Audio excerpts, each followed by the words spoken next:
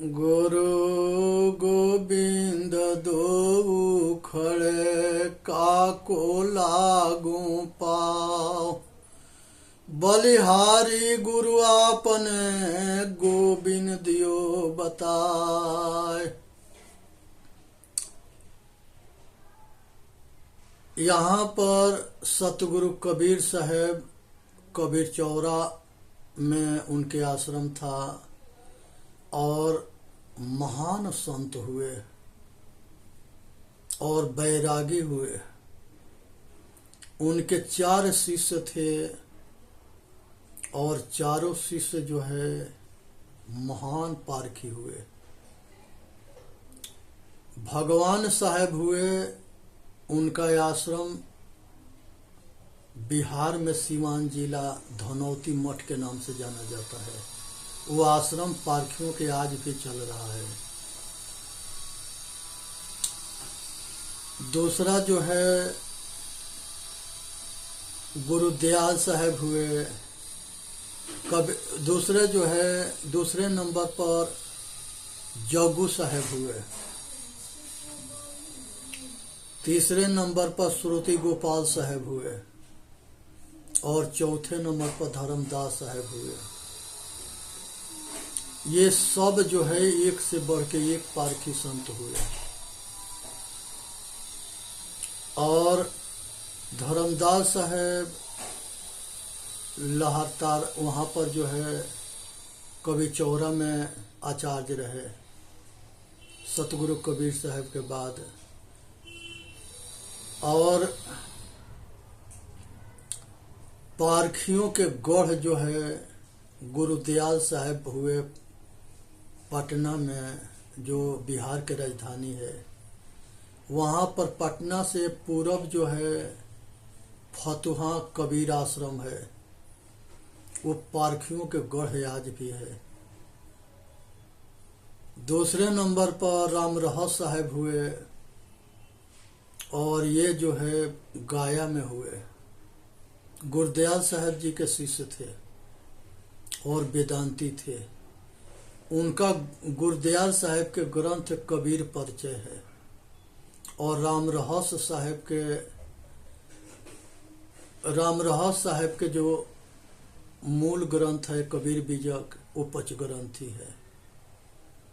ये दास के सबसे पहले सन 84 में बनारस में ये दास गुरु आश्रम में पढ़ रहा था, तो कबीर परिचय और पंचग्रंथी ये 2 किताब इसके हाथ में मिली।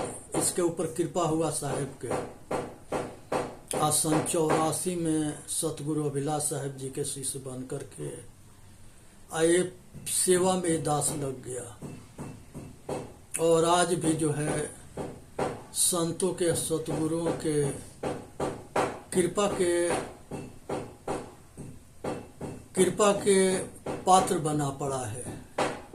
सभी संतों से प्रार्थना करता रहता है कि इसके कल्याण के मार्गदर्शन संत सतगुरु करते रहे।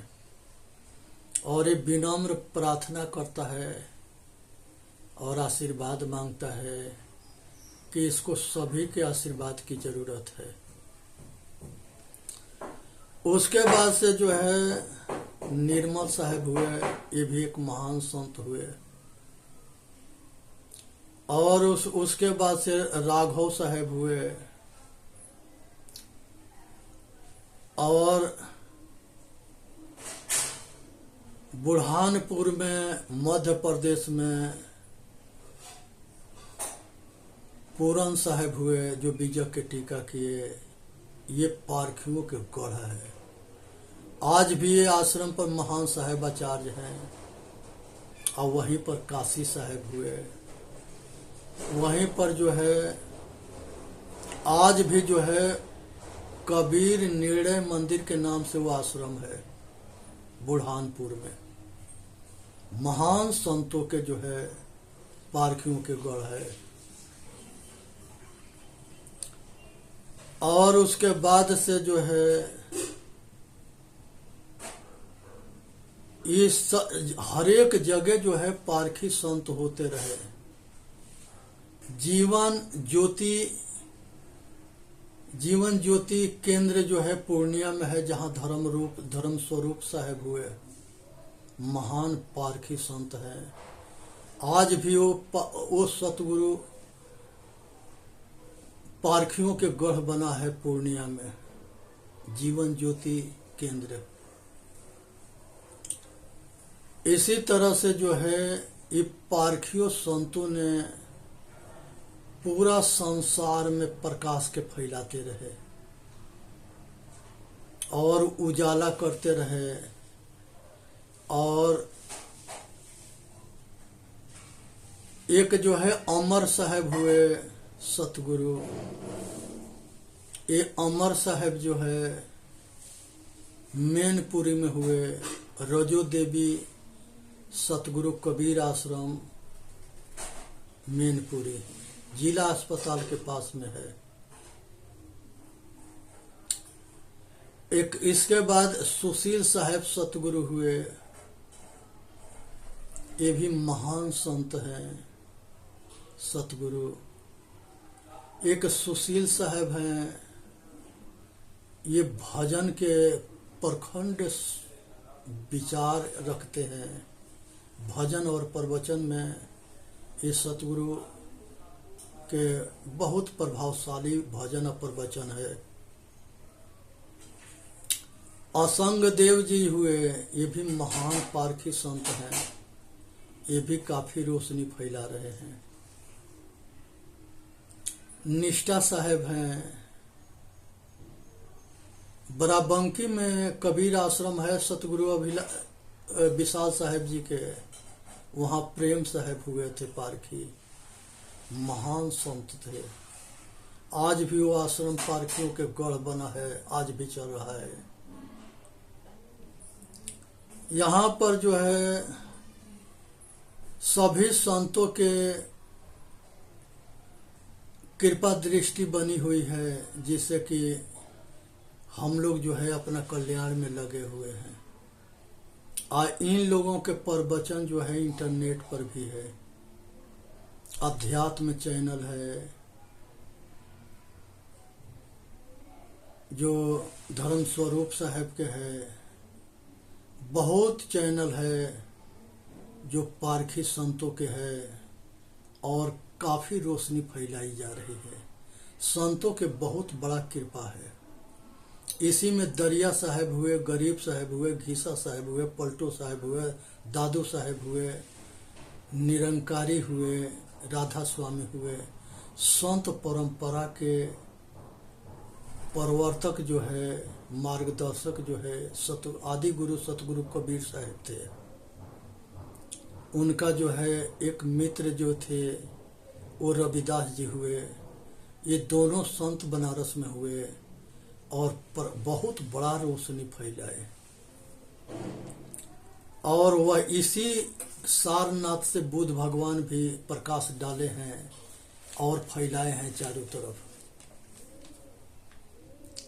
आज पारखियों के बहुत संत जो है यूट्यूब चैनल पर सेवा दे रहे हैं।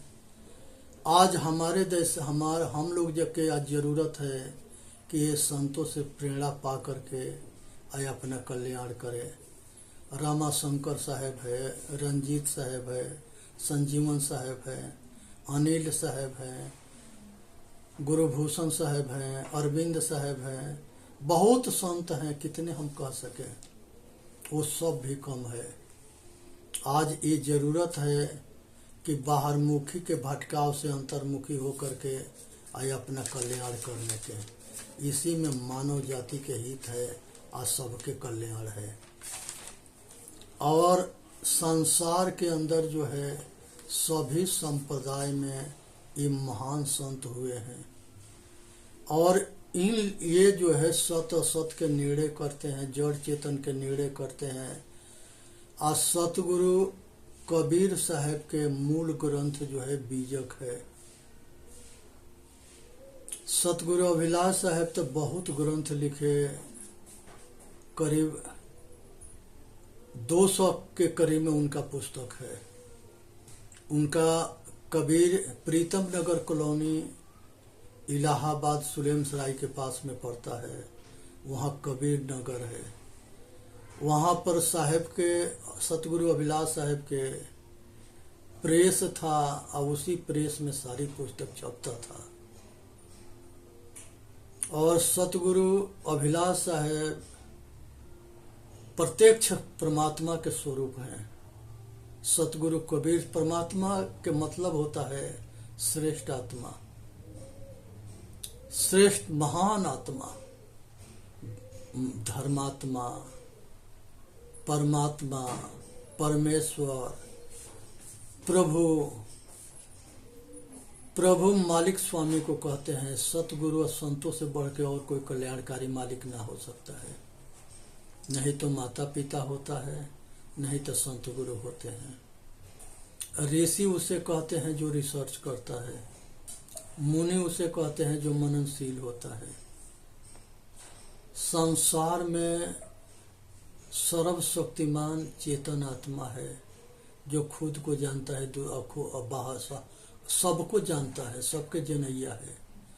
घट घट में रमने वाला राम के जानने की जरूरत है। सतगुरु कबीर साहिब का राम जो है बाहर के राम ना है, अंदर के राम है। और सतगुरु कबीर साहिब 4 गो राम के वर्णन किए हैं। एक राम दशरथ घर डोले, दूजे राम के जगत पसारा, तीसर राम सबसे न्यारा, चौथा राम जो घट घट बासी। घट घट में रमने वाला राम चेतन आत्मा ये सर्वोपरि है। जो नजदीक में इसके एक राम दूसरा कहा गया है कि निकट जो राम है ये मन है, मन को भी राम कहा गया है। आज इसके जगत के पसारा है संसार, वो माया, महामाया को भी कहा गया है। मन के काल निरंजन कहा गया है और इसको भी राम कहा गया है। महामाया इच्छा को कहा गया है और यही जो है, ये भी जो है राम के नाम से जानी गई है। अब हमारे पास चतुर्मुख वाणी के अगर ज्ञान होगा तो ये चारों राम के हम ग्रंथ में परख सकते हैं।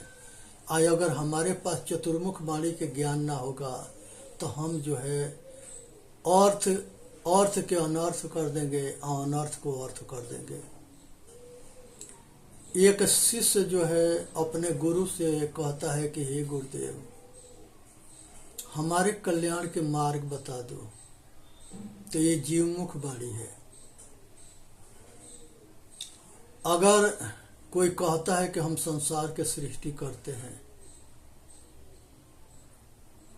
ये माया मुख वाणी है। कोई कहता है कि हम संसार के मालिक हैं, ये ब्रह्ममुख वाणी है। और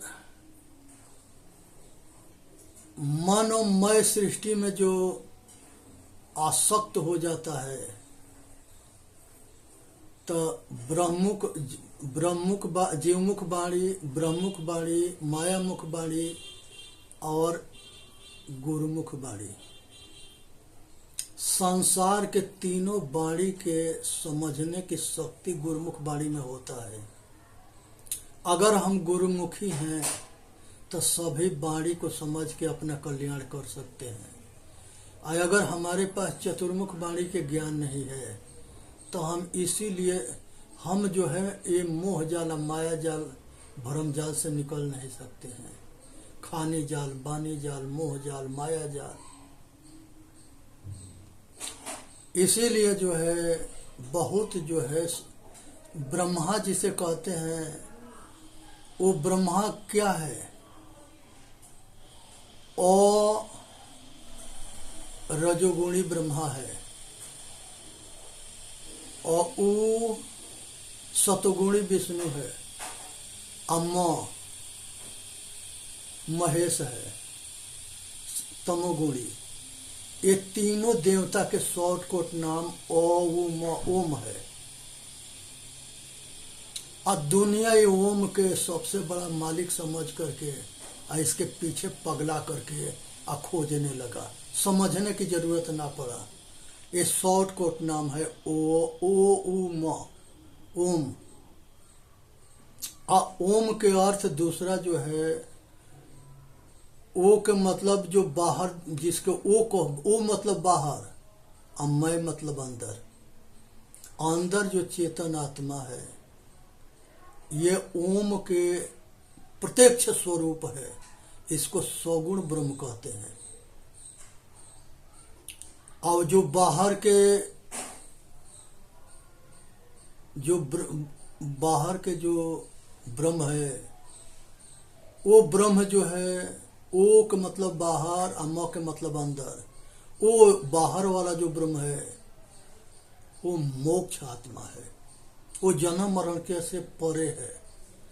वो दशा के समझने के लिए बहुत विकट समझ होनी चाहिए। निसंकल्प होना, निर्विचार होना और संसार से अंतर्मुखी होना। जब हम राम के मतलब क्या होता है? र से रमण करने वाला राम, म से माया, ए से आयना, न से निहारना, ये रामायण है। इस शॉर्टकट नाम है। इस घट घट में जो रमता है वो राम है, शरीर माया है, हृदय शीशा है, निहारना जो है, देखना समझना, ये जो है अनुभव है, एहसास है। एहसास होना, अनुभव होना, साक्षात्कार होना, ये अपनी दशा है स्वयं के। इसको हम किसी को बता नहीं सकते। ये दशा बहुत विचित्र है।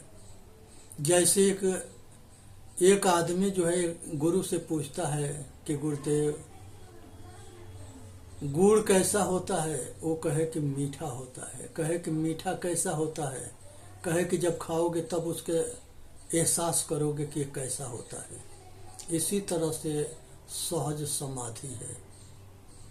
इस सहज समाधि की दशा में जब हम पहुंचेंगे तो अनुभव करेंगे, एहसास करेंगे साक्षी भाव के।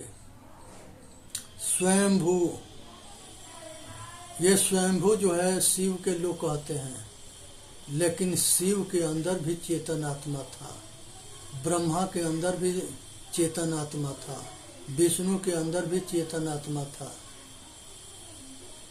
और विष्णु के नाभि कमल से ब्रह्मा के पैदा होना, ये जो है विदेशियों के चाल है। किसी के नाभि से कोई पैदा ना होता है, माता के गर्भ से पैदा होता है। ये ब्रह्मा विष्णु महेश सब माता पिता से पैदा हुए। साहेब कहते हैं कि इच्छा रूप नारी अवतरई, तास नाम गायत्री धरी, तेही नारी के पुत्र तीन भयो, ब्रह्मा विष्णु महेश्वर न हो। मन जो है काल निरंजन है, इच्छा जो है महामाया है। ये दोनों के पुत्र ये तीनों होते हैं। ये सबके काम के बंटवारा होता है। ब्रह्मा सृष्टि करते हैं, विष्णु पालन करते हैं, शिव संहार करते हैं। इसीलिए जो है रजोगुणी ब्रह्मा होते हैं, सतोगुणी विष्णु होते हैं, तमोगुणी शिव होते हैं। ये तीनों के जो है 3 गो देवी से शादी होता है। ये सब जो है बिना रूप के है, समझने में आता है, इसे देखने में नहीं आएगा। रजोगुण, तमोगुण, सतोगुण। और तीनों पत्नियां कौन है? धन के नाम लक्ष्मी है, बल के नाम शक्ति है, विद्या के नाम सरस्वती है।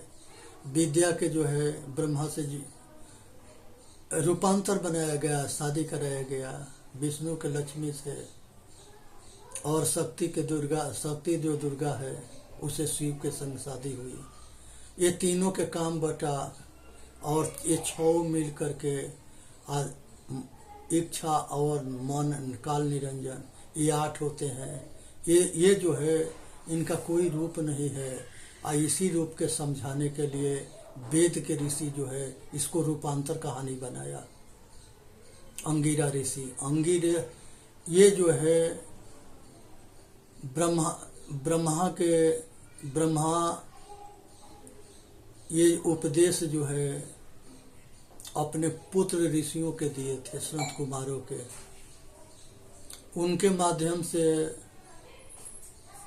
अंगी ऋषि के लगे गया, अंगी से अंगिरा के लगे गया, अंगिरा से सनत कुमार के लगे गया, सब ऋषियों में फैल गया। और उसके बाद भरद्वाज के लगे गया। सभी ऋषियों के पास ये विद्या पहुंची है। और वेद जो है आकाश से नहीं उतरा है। आकाश में किसके प्रवेश लगा है? ये केवल मूर्ख बनाने के लिए है कि परमात्मा के बाणी है। परमात्मा उसे कहते हैं जो बहुत हमारे माताएं हुई है, मैत्री और बहुत माताएं हुई है जिसके शब्द जो है वेद मंत्र में है, ऋग वेद में, साम वेद में, यथर्व वेद में, यजुर्वेद में। और बहुत ऋषियों के बाद सब ऋषियों की डायरी है, विचार की डायरी है। हमारे माताओं के, पूर्वज के माताओं के और हमारे ऋषियों गुरुओं के, सतगुरुओं के ये विचार की डायरी है। ये लोग संग्रह किए थे और धीरे धीरे वो इकट्ठा करके और वेद के रूप ले लिया। उसमें भी कुछ मिलावट कर दिया गया, बहुत मिलावट हुआ, जिसके वजह से लोग पगला गए और कहते हैं यहाँ लिखा है, वहाँ लिखा है। अरे कहीं लिखा है तुम अपना विचार तो करो कि सत्य असत्य क्या है। साहेब कहते हैं करहु विचार सब दुख जाई। जब विचार करोगे तो संसार के सब दुख मिट जाएगा। अब विचार ना करोगे तो सब पाखंड तुम्हारे पास आ जाएगा, घोर नरक का घोर दुख आ जाएगा। इसलिए जरूरत है कि चेतन जीव दुख मुक्त चैनल पर आ करके अपना कल्याण करे, आज संत और गुरुओं के आज अपना मनुष्य जन्म के सफल करे, अपना ऊपर कृपा कर लो भाई। ये दास के सपना है कि संत गुरुओं के शरण में जा करके आत्मज्ञान के प्राप्त करके, आत्म स्वाध्याय करके रहने में आ जाए, गहने में आ जाए, सहने में आ जाए, आचरणशील बन जाए और अपना कल्याण के लिए अपने ऊपर कृपा करके जन्म मरण के चक्कर से छूट करके सदा के लिए परम आत्मा हो जाए, परम देवी हो जाए। क्योंकि यही मनुष्य जन्म जो है देव जोनी है और सारे महापुरुष इसी में हुए हैं।